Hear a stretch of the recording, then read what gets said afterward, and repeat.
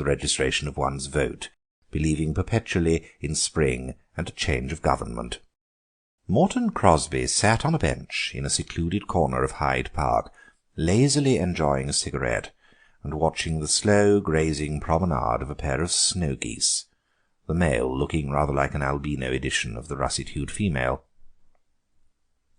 Out of the corner of his eye Crosby also noted with some interest the hesitating hoverings of a human figure, which had passed and repassed his seat 2 or 3 times at shortening intervals, like a wary crow about to alight near some possibly edible morsel. Inevitably the figure came to an anchorage on the bench within easy talking distance of its original occupant. The uncared-for clothes, the aggressive grizzled beard, and the furtive evasive eye of the newcomer bespoke the professional cadger, the mole who would undergo hours of humiliating time-spinning and rebuff rather than adventure on half a day's decent work. For a while the newcomer fixed his eyes straight in front of him in a strenuous, unseeing gaze. Then his voice broke out with the insinuating inflection of one who has a story to retail well worth any loiterer's while to listen to. "It's a strange world," he said. As the statement met with no response, he altered it to the form of a question. "I dare say you found it to be a strange world, mister?" "As far as I'm concerned," said Crosby, "the strangeness have worn off in the course of 36 years. "Ah," said the greybeard, "I could tell you things that you'd hardly believe, marvellous things that have really happened to me." "Nowadays there is not demand for marvellous things that have really happened," said Crosby discouragingly. "The professional writers of fiction turn these things out so much better. For instance, my neighbours tell me wonderful, incredible things that their Aberdeens and Chows and Borzois have done. I never listen to them. On the other hand, I have read The Hound of the Baskervilles 3 times. The greybeard moved uneasily in his seat. Then he opened up new country. "I take it that you are a professing Christian," he observed. "I am a prominent, and I think I may say an influential member of the Mussulman community of Eastern Persia," said Crosby, making an excursion himself into the realms of fiction. The greybeard was obviously disconcerted at this new check of introductory conversation, but the defeat was only momentary. "Persia? I should never have taken you for a Persian," he remarked with a somewhat aggrieved air. "I am not," said Crosby. "My father was an Afghan." "An Afghan?" said the other, smitten into bewildered silence for a moment. Then he recovered himself and renewed his attack. "Afghanistan? Ah, we've had some wars with that country now, I dare say. Instead of fighting it, we might have learned something from it. A very wealthy country, I believe. No real poverty there." He raised his voice on the word poverty with a suggestion of intense feeling. Crosby saw the opening and avoided it. "It possesses, nevertheless, a number of highly talented and ingenious beggars," he said. "If I had not spoken so disparagingly of marvellous things that have really happened, I would tell you the story of Ibrahim and the 11 camel-loads of blotting paper. Also, I have forgotten exactly how it ended." "My own life story is a curious one," said the stranger, apparently stifling all desire to hear the history of Ibrahim. "I was not always as you see me now." "We are supposed to undergo complete change in the course of every 7 years," said Crosby, as an explanation of the foregoing announcement. "I mean, I was not always in such distressing circumstances as I am at present," pursued the stranger doggedly. "That sounds rather rude," said Crosby stiffly, "considering that you are at present talking to a man reputed to be one of the most gifted conversationalists of the Afghan border." "I don't mean in that way," said the greybeard hastily.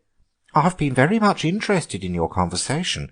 I was alluding to my unfortunate financial situation. You mayn't hardly believe it, but at the present moment I am absolutely without a farthing. Don't see any prospect of getting any money either for the next few days. I don't suppose you've ever found yourself in such a position?" he added. "In the town of Yom," said Crosby, "which is in southern Afghanistan, and which also happens to be my birthplace, there was a Chinese philosopher who used to say that one of the three chiefest human blessings was to be absolutely without money. I forget what the other two were." "Ah, I dare say," said the stranger, in a tone that betrayed no enthusiasm for the philosopher's memory. "And did he practise what he preached? There's the test." "He lived happily with very little money or resources," said Crosby. "Then I expect he had friends who would help him liberally whenever he was in difficulties, such as I am at present." "In Yom," said Crosby, "it is not necessary to have friends in order to obtain help. Any citizen of Yom would help a stranger as a matter of course."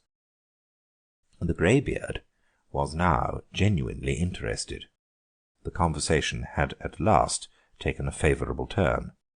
"If someone like me, for instance, who was in undeserved difficulties, asked a citizen of that town you speak of for a small loan to tide over a few days' impecuniosity, 5 shillings, or perhaps a rather larger sum, would it be given to him as a matter of course?" "There would be a certain preliminary," said Crosby. "One would take him to a wine shop and treat him to a measure of wine, and then, after a little high-flown conversation, one would put the desired sum in his hand and wish him good day.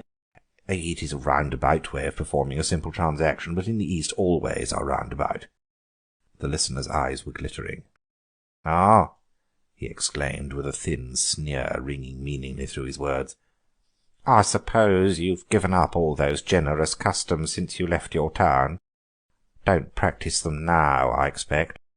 "No one who has lived in Yom," said Crosby fervently, "and remembers its green hills covered with apricot and almond trees, and the cold water that rushes down like a caress from the upland snows and dashes under the little wooden bridges, no one who remembers these things and treasures the memory of them would ever give up a single one of its unwritten laws and customs.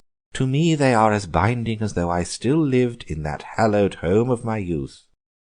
"Then, if I was to ask you for a small loan," began the greybeard fawningly, edging nearer on the seat and hurriedly wondering how large he might safely make his request, "if I was to ask you for, say—" "At any other time, certainly," said Crosby.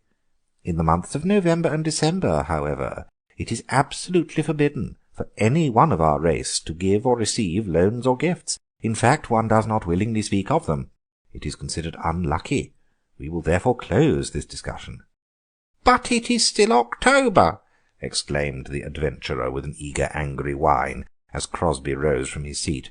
"Wants 8 days to the end of the month."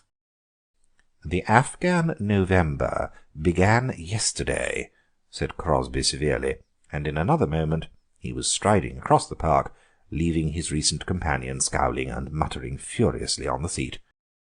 "I don't believe a word of his story," he chattered to himself. "Pack of nasty lies from beginning to end. Wish I'd told him so to his face.